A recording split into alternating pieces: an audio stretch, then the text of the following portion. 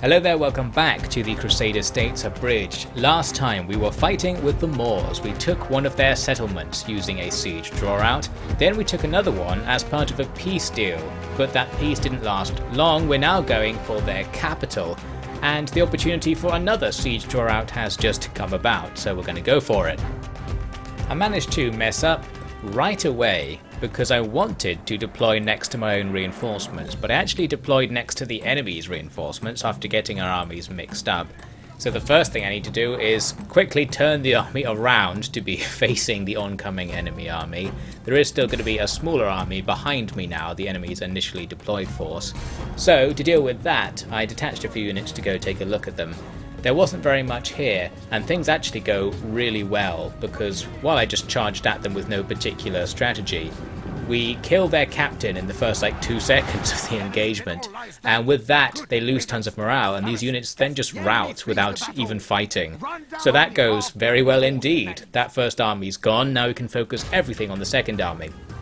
What I'm doing with regards to that second army is running away right now, because I want to draw them closer to our own reinforcements and further from the edge of the map. This is a siege drawout, so we need to win with our units behind the enemy, and on practical terms I just need to make a gap where I can actually put stuff, so we need the fight to happen somewhere else. Therefore we run away for a bit, and that works quite well. Here we are later on with the enemy somewhat surrounded. We're ready to start doing our thing, and I'm starting to give some attack orders now. However, we get hit with one of these. I thought I'd installed the thing that stops it happening, but there's still a chance of it happening at least, it turns out. So, a crash. That means we have to start the battle again, and this time we're going to do it in a more chill, easygoing fashion. I'm going to deploy actually next to my own men and spend some time trying to wrangle these troops to get them up onto this hill with me. A nice position to sit on, but we need the AI to actually do it. I'm trying to use that thing I learned about earlier in the campaign, where you can vaguely direct the enemy army to go towards places.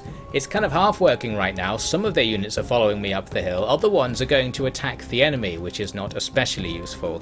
In the end, after I switched from shootout stance to defensive stance, they did start bringing all of the units over to the position I'd ordered. So it's going to work out in the end. The shootout stance just seems to be messed up. Don't use it seems to be the lesson. But anyway, now we can sit on the hill and draw the enemy nice and far away from their retreat point. I can't be too complacent, and I can't treat this as a defensive battle, because the enemy's worked out that their side of this valley is better. They're going to sit on a hill themselves and shoot me with a ballista. So seeing this, I'm going to advance down off the hill and get this fight going as soon as possible. That means we're going to be, to some extent, now throwing things over to the AI. All of our good units are in the other army, and they're just going to do their thing now. We've put them on attack mode, and you can see they're just kind of wildly charging all over the place and running through each other in a very disorderly fashion. But hopefully that's going to achieve something. I'm trying to bring a semblance of order by forming lines and such, and going for the surround and pound, but we'll see what happens. The one thing we have going for us is that in the other army especially, there are tons of heavy cav, and the enemy have lots of spear militia, who we've seen many times in this series, do just die instantly, pretty much regardless of the tactical situation, as long as they're fighting with heavy cavalry. So we don't need to worry too much. Our cav coming behind the enemy army take out the enemy's ballista, and now they're in a nice position to hit the enemy's units that are skirmishing away from our allies' reckless advance.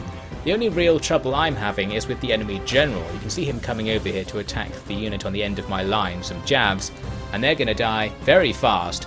I'm hesitant to engage that general though, just because I don't want to lose a general of my own. I'm willing to sacrifice many hundreds or even thousands of lives to try and bring down the enemy's general bodyguard slowly but surely, so we'll do it like that. Looks like our allies having a lot of success here actually. They're starting to just crumble the enemy army and push them back. This is actually going better than I thought, and with the fact that I have cavalry already behind the enemy army, they're not going anywhere. The skirmishing units can be made to rout, and the routing spear militia can just be killed, and very quickly indeed. This battle just kind of slides into an easy win. Everything's routing all over the place, and we absolutely slaughter them. Having so many low morale units in their army probably didn't help and made our life nice and easy. So then need to make sure we kill enough to get the siege drawout, and we kill their officers, and by the time we've done that, here is the result. We didn't really lose many troops at all, and the enemy got absolutely trashed, although they lost low quality troops and we were probably losing high quality troops. Still, it's the result we wanted. Both the army outside and inside the city is totally gone, so the enemy's capital is now unoccupied and we'll take it. This is one of these cases where probably again sacking it would be the best thing to do to get the guys inside to just be quiet for a bit. But instead I occupy, and now we're going to have huge public order issues. Even with a full stack garrison, we're on 55%. You can see we're getting some major debuffs here. 70% from distance to the capital, and there's not that much we can do about that other than move the capital, well, here, and then get that debuff in all of our other territories on the other side of the map. I didn't move it in the end. I think it could have been a viable option. Anyway, so we're going to have to leave lots of stuff here and not push on too heavily from this position, but still we can send one stack on, so I got a selection of the better troops to go up and stand on a bridge to the northwest near our next target, thinking maybe the enemy might go and attack me on that bridge and give me a nice battle, since everything else is going to have to stay behind for a while.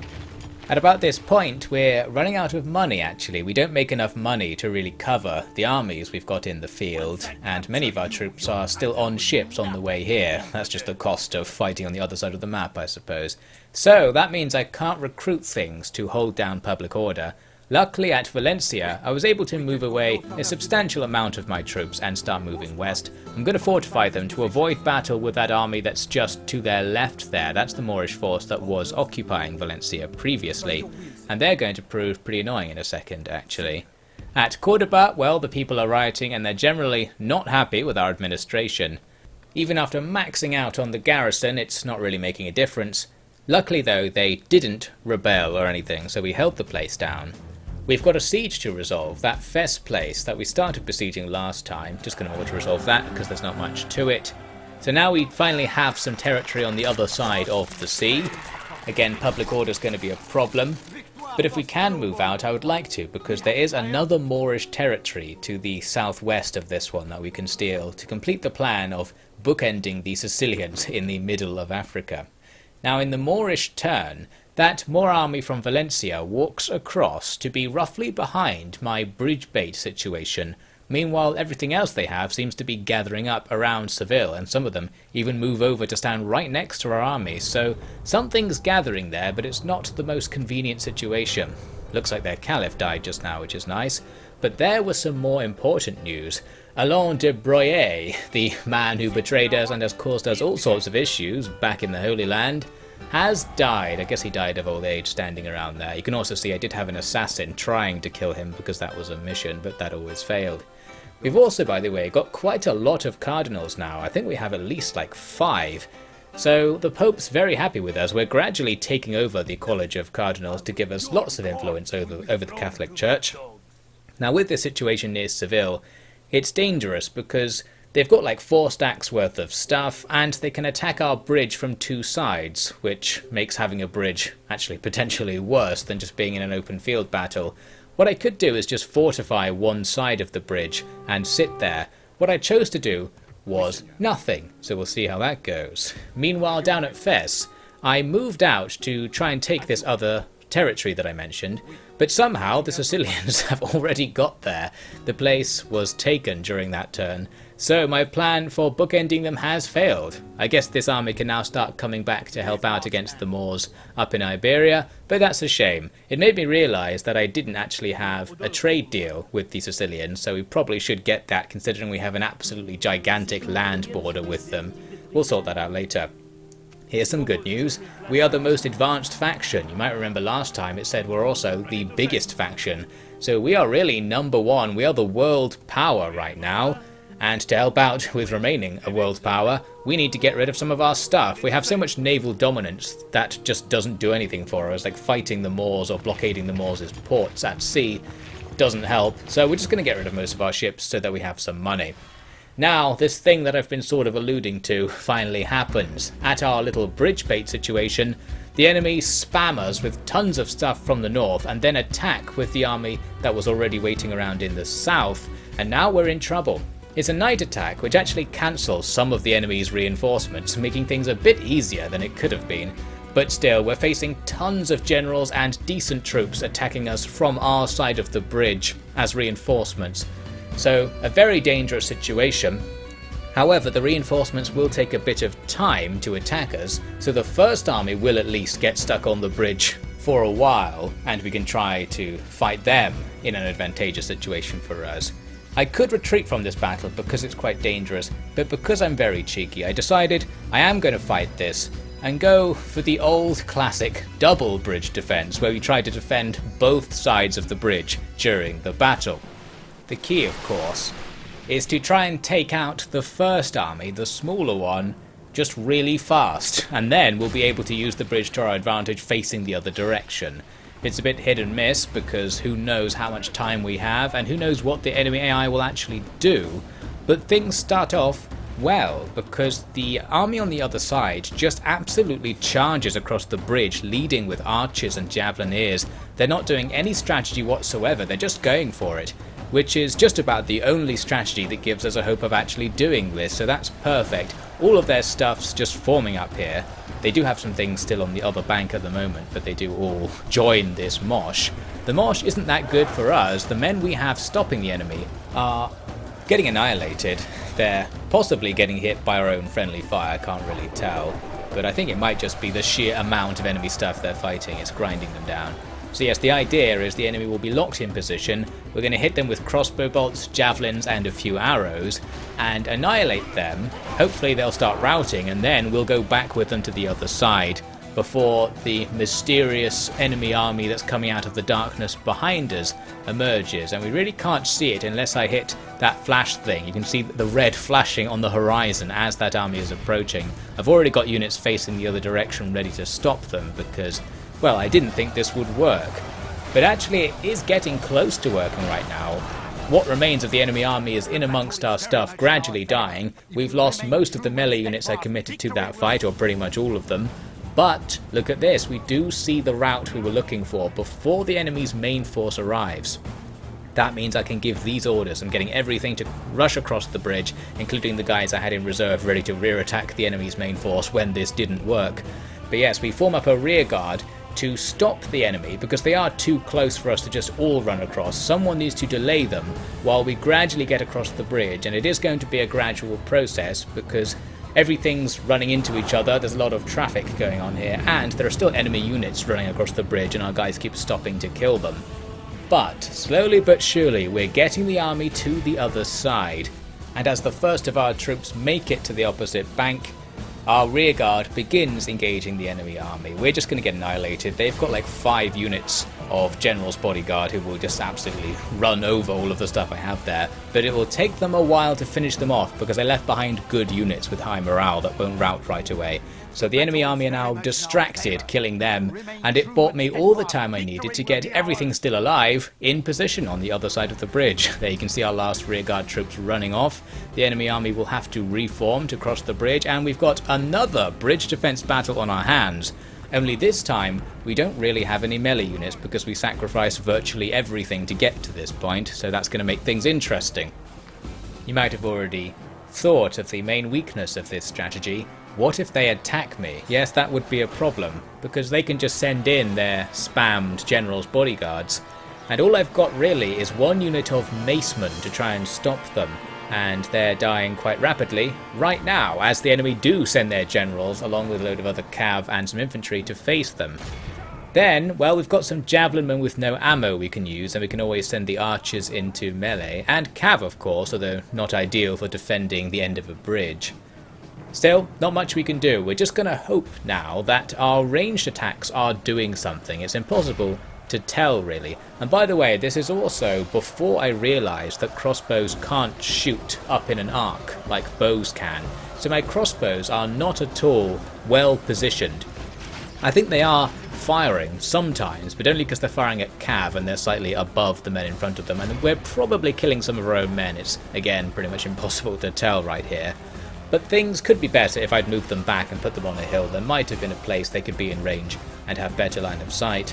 So yes, my melee infantry are dead now, and the javelineers are dying extremely rapidly. So now it's time for our last line of defense. We send in the Crusader Knights to try and hold the enemy back. Now, Crusader Knights are roughly a match for General's Bodyguard, although I don't think they have 2 hit points, so they're still weaker. And I hoped what I'd see here was a turnabout with the knights. I thought the knights might be able to slash their way through the bodyguards and all the generic infantry, but their infantry's quite good. They've got some of the Andalusian infantry with really high defense. They're also spearmen, who are probably good against Crusader knights. And indeed, what turns out to be the case is that my Crusader knights get absolutely trashed. I was checking here to see if the crossbows are doing anything. No, they're not. I think I'm now completely blocking their line of sight with my own knights, starting to learn the hard way the whole lesson about crossbow line of sight. So yes, my knights are gone. While I was saying that, they did not last very long at all, but they did get quite a few kills, I think. Again, there's no real way of knowing, but it seems like the enemy blob has lost some momentum now, especially because they're kind of stuck. I think they're stuck trying to kill the last one or two guys in the unit, and most of them aren't moving that little bit that they need to do to get my crossbowmen into melee.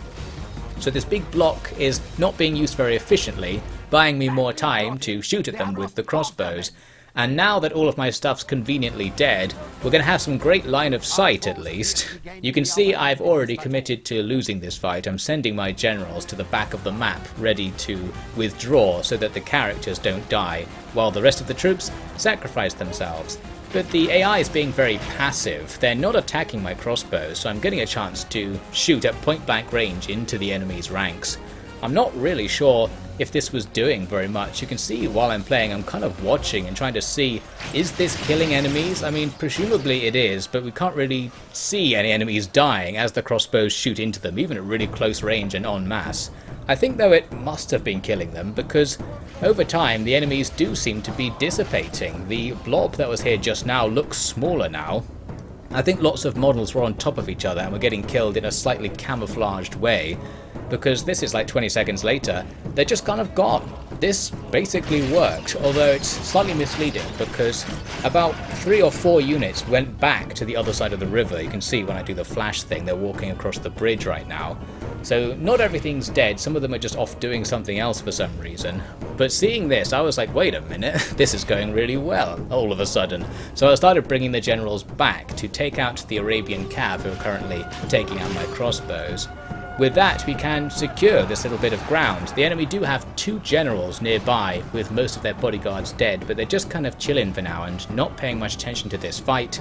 As a result, my generals are able to get rid of the Arabian cav, the Arab cav, and secure that position. But does this really help us? The issue we have is the same issue we had before. What if the enemy comes and attacks us? And eventually they do. The units that were sitting on the bridge turn about and come to attack.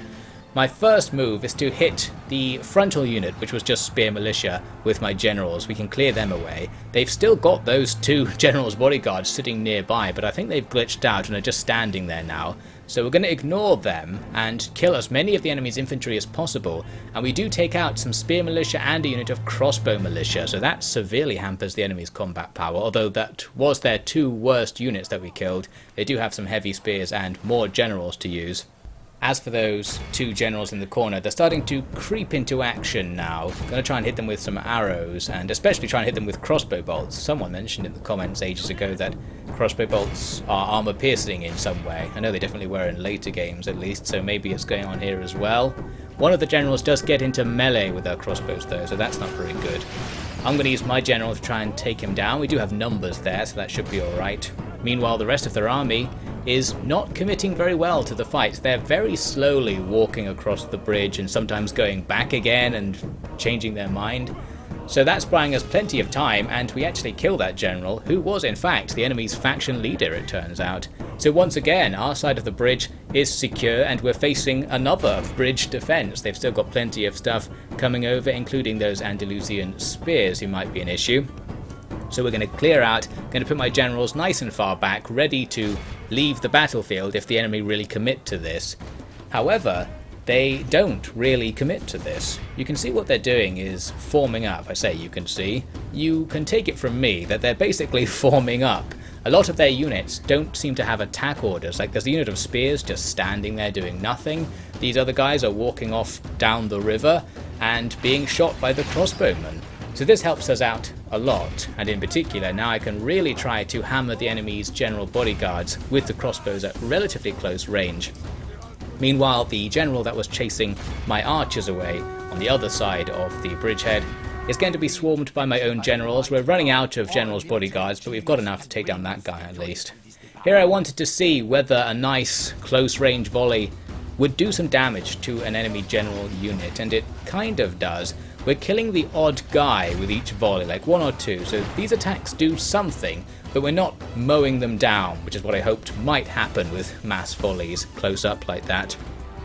The enemy gave me a scare when they finally walked towards my crossbowmen. In this case I decided to get out of the way, go up the hill a little bit, but the enemy did not pursue. They really are more interested in forming up near the bridgehead, so we'll just stand there and shoot bolts down and see how that goes.